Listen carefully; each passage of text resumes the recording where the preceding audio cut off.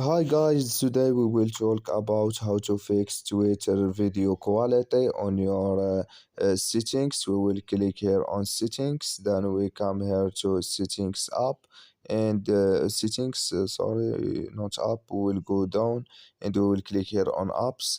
Then we come here to apps window and we will go down to looking for Twitter app. We will just go down and we will find this here. We will click here on Twitter and we come here to this is window. We will click here on for stop and we will click here on OK. Then we will click here on storage. Then we will click here on clear cache and we will click here on clear data. And you just go to Play Store and update your app, and it's going to fix your problem.